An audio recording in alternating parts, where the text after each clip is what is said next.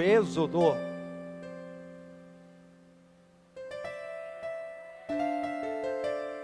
Conheci uma pessoa que falava: abra lá no Êxodo,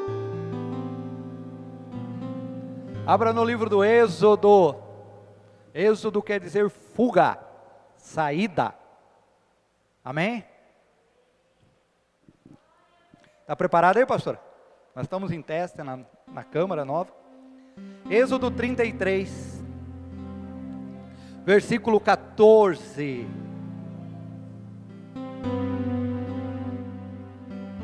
Êxodo 33, 14. Ó, está caindo o dinheiro da pastora Cristina lá.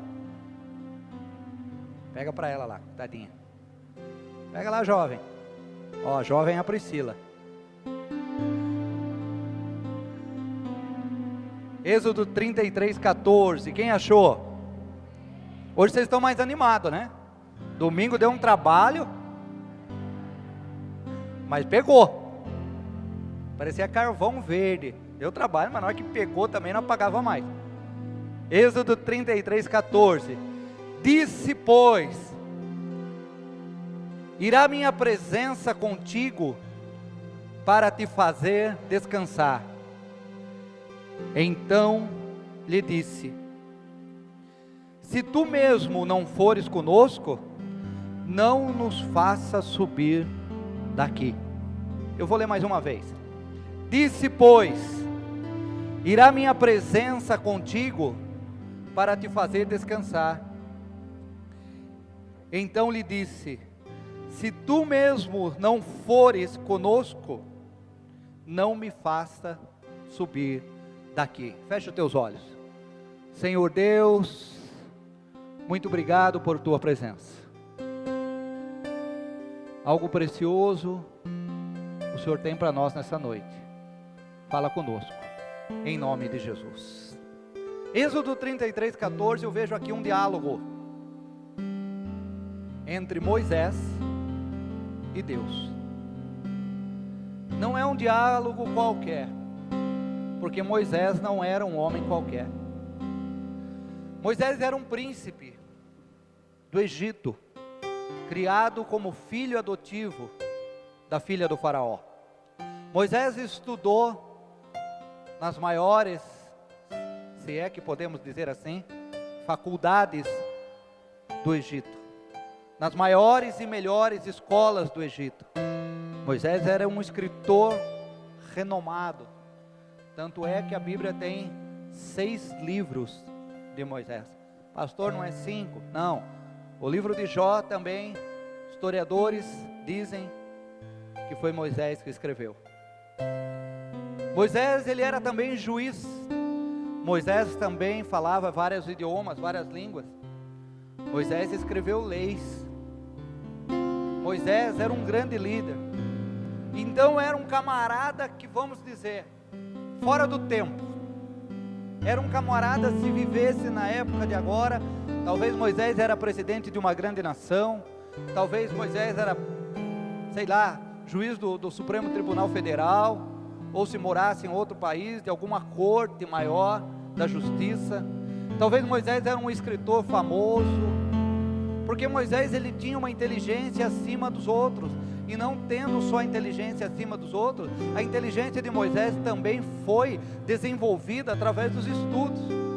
Eu sei que aqui tem pessoas inteligentes, pessoas sábias, mas a sua inteligência, eu falo principalmente com o jovem, a sua inteligência vai ser desenvolvida através dos estudos. Procura estudar, procura aprender, procura ler livros, procura ir na escola, procura fazer curso, uma faculdade, se tiver um alcance. Porque a inteligência, ela vai se desenvolver, a inteligência, você vai acrescentar mais a sua sabedoria. E Moisés, além de ele ser nato, um cara nato, nasceu com uma inteligência tremenda, ele também foi um camarada muito estudado, e isso não atrapalhou a vida de Moisés com Deus, muito pelo contrário, quanto mais ele estudou, mais ele achava que ele precisava de Deus. E o que nós vemos nos dias de hoje é totalmente ao contrário. Os grandes cientistas, quando começam a estudar, esquecem a Deus, falam que Deus não existe, falam que Deus não é obra da mente humana, mas naquele tempo não. Quanto mais se estudava, quanto mais se buscava, mais chegava perto de Deus, mais era provado que Deus existia. Irmãos, isso é o que Satanás quer colocar na mente dos nossos jovens hoje.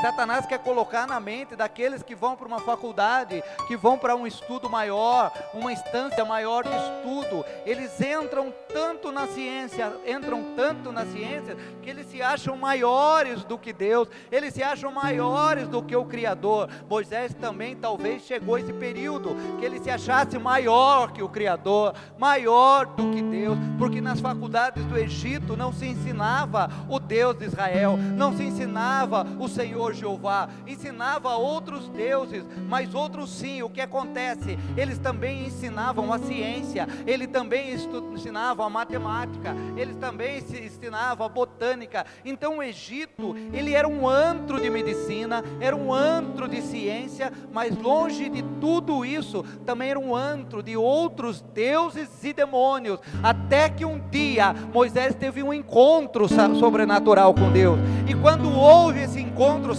sobrenatural com Deus, no Moriá, em que Moisés viu aquela sarça ardendo, Moisés falou: olha, eu tenho a ciência, eu tenho os estudos, eu tenho a tecnologia atual, eu tenho tudo isso, mas o que é a ciência, o que é os estudos, o que é a tecnologia atual, o que é as línguas que eu sei falar, perto desse Deus que está se apresentando para mim, perto desse Deus que está falando comigo? E agora nós vemos um diálogo de um homem super inteligente, um homem à frente do seu tempo, à frente de tudo que era nessa época. E um diálogo era 14, e disse, pois, Deus falou: irá a minha presença contigo para te fazer descansar.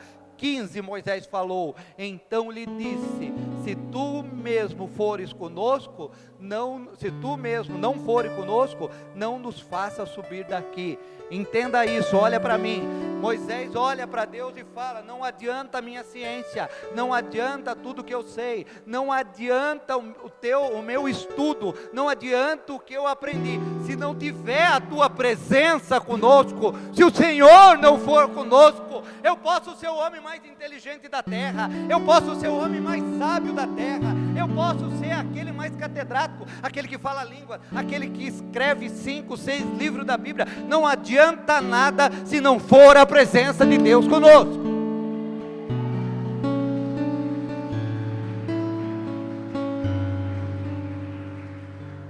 Por isso eu sou a favor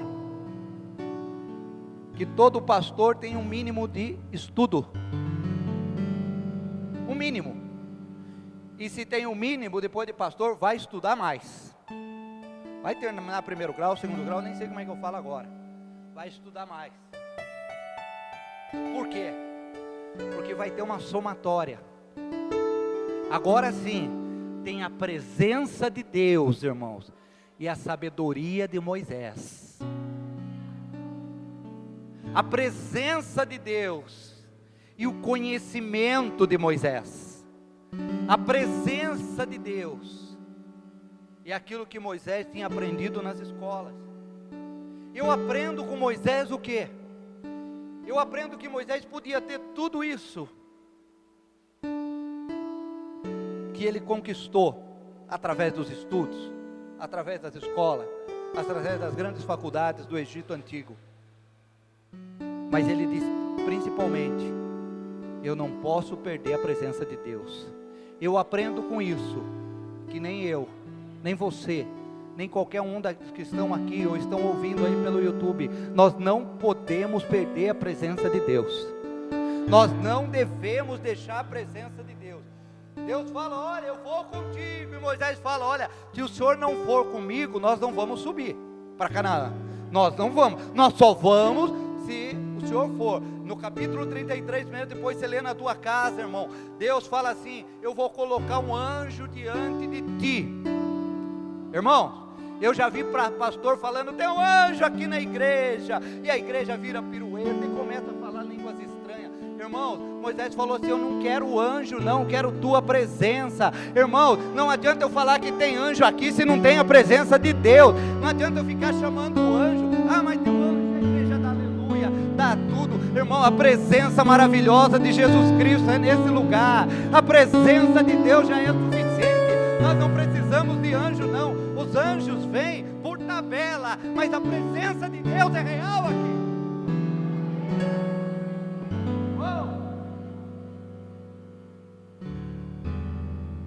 Moisés não queria anjo. Leia no capítulo 33, no começo, depois você lê na tua casa. Eu vou pôr um anjo diante de ti. Moisés falou, não, anjo não, quero que o Senhor vá. Eu quero aquele que criou o anjo. Eu não quero o anjo, eu quero aquele que criou o anjo. Aleluia. Irmão, se Deus não for conosco, nós não vamos para lugar nenhum. Desde ontem, eu comecei a ver o movimento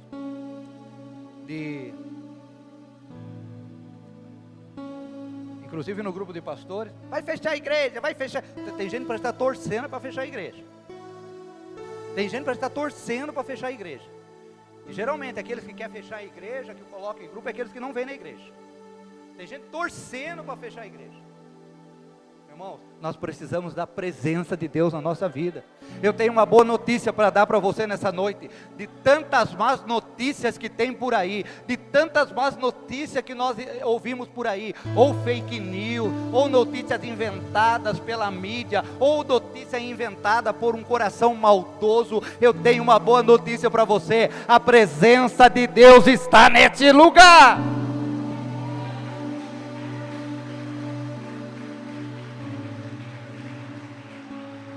E quando 2 ou 3 pessoas estiverem reunidas em meu nome, eu estarei no meio dele. Você pode sentir a presença de Deus, não?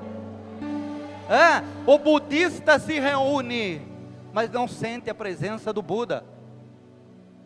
O kardecista, o espírita se reúne, mas não sente a presença do Allan Kardec. O católico se reúne, mas não sente a presença da Cidinha do Norte. O islâmico se reúne, mas não sente a presença de Maomé. O adventista do 7º dia se reúne, mas não sente a presença da Ellen White, a sua fundadora. O TJ, o que é? Como é que chama isso? TJ, né? Como é que fala? Como é que é? Não entendi nada. Testemunha de Jeová. O testemunha de Jeová se reúne, mas eles não sentem a presença do Charles Russell, que é o fundador dele. Mas os crentes, quando se reúnem, aleluia! Olha que presença! Os crentes, quando se reúnem, a presença de Deus é real. Está com o microfone aí, pastora? Está com o microfone aí? Então vai lá. A presença daquele dia ela pegou. Vamos ver se ela vai pegar. Falei, ela pegou. Vamos ver. A presença de Deus é real. Sua presença.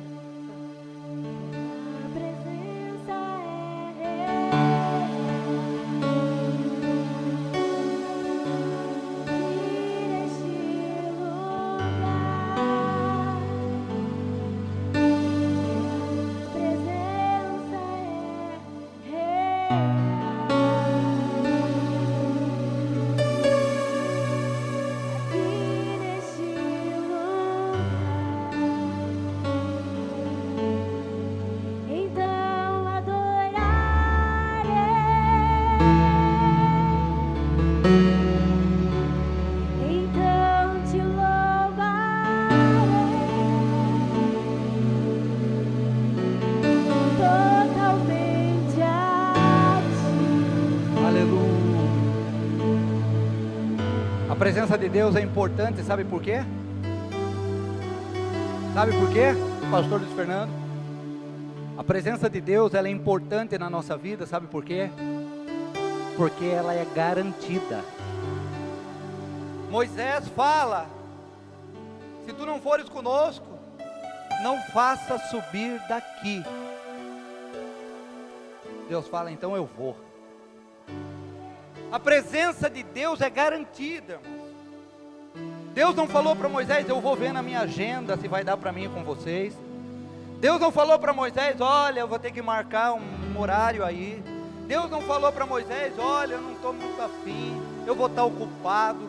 Moisés só falou assim: olha, se o Senhor não for conosco, nós não iremos. Deus falou: então eu vou. A presença de Deus é garantida. Quando você busca a presença de Deus é garantida. Você saiu da tua casa essa noite porque você queria a presença de Deus. Você saiu do teu lar essa noite porque você queria a presença de Deus. A presença de Deus é tão real nesse lugar como falou a canção. A presença de Deus é tão real como disse a canção. Aqui nesse lugar, a presença de Deus é garantida.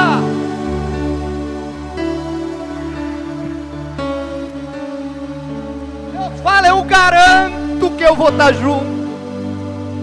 Leia o 14 para você tremer aí. Disse, pois, irá a minha presença contigo para te fazer descansar. Hoje uma pessoa falou para mim: pastor, ore para mim, estou cansado. Para te fazer descansar. Vou ler de novo só para os vivos. Depois disse: irá a minha presença, é Deus falando com Moisés, irá a minha presença contigo para te fazer descansar. Aleluia. Irmão, descansa, Deus está no projeto. Descansa, Deus está no controle. Deus não entra em pânico.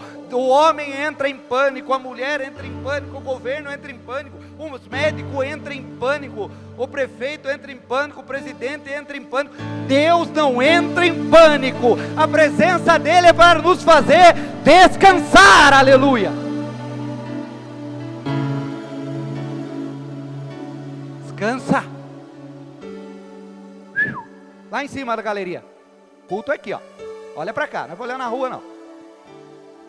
A presença de Deus é para fazer descansar.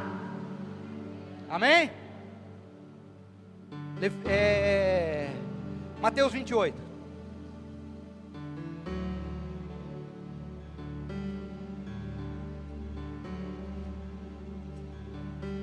Mateus 28. Último versículo de Mateus, Mateus 28, 20. Olha que Jesus disse: ensinando a guardar todas as coisas que eu vos tenho mandado. Eis que estou convosco todos os dias. Não tem crente aqui não. Irmãos, isso é presença. Jesus falando: eis que estou convosco segunda-feira, isso? Terça-feira. Só no culto de domingo? Só na tarde da bênção que a pastora vai fazer amanhã? Só no culto da sexta? Só lá na tua casa? Só aqui na igreja? Só no feriado? Só no Natal? Só no Ano Novo? Eis que estou convosco todos os dias. Sabe o que vai acontecer? Que hora você acorda amanhã? 6 horas? 7 horas? 6 horas. 6 horas, na hora que você acordar, Jesus já estava com você do lado da tua cama, o meninão babando lá na cama, o Fernando babando lá no travesseiro, dormindo, e o Senhor Jesus, porque Ele é onipresente, Ele está em todos os lugares, Ele está na tua casa, Ele está na tua casa, Ele está na tua casa, Ele está na tua casa, Ele está na tua casa, e a Bíblia diz que Ele nos guarda, porque o guarda de Israel não dorme, o guarda de Israel não dorme, não cochila, e Ele está dizendo para você nessa noite: eis que estou convosco todos os dias, até a consumação dos séculos, e séculos, e séculos, e séculos. Ele é Deus, e a presença dele é real. Uou!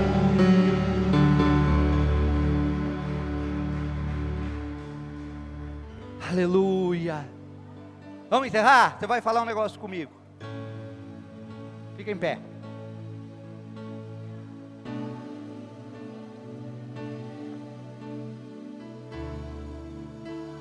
Você vai repetir comigo. Fala assim: é melhor. Vamos melhorar. É melhor enfrentar a tempestade com Jesus dormindo no barco do que atravessar o mar calmo com Satanás remando. Pastor, por que o senhor está falando isso? Porque às vezes você está passando uma tempestade, às vezes você está passando uma luta, assim como aqueles discípulos estavam passando aquela tempestade, e Jesus estava dormindo no barco. A presença de Jesus era real naquele lugar. E é melhor você estar passando uma tempestade com Jesus dormindo do barco, do que você estar atravessando um oceano calmo, com Satanás remando na tua vida. Irmão, aquele que te cuidou, aquele que te buscou, aquele que te escolheu, aquele que te viu, aquele que te chamou, Ele está cuidando de você, Ele está cuidando da tua casa, a presença dEle é real. Feche os teus olhos.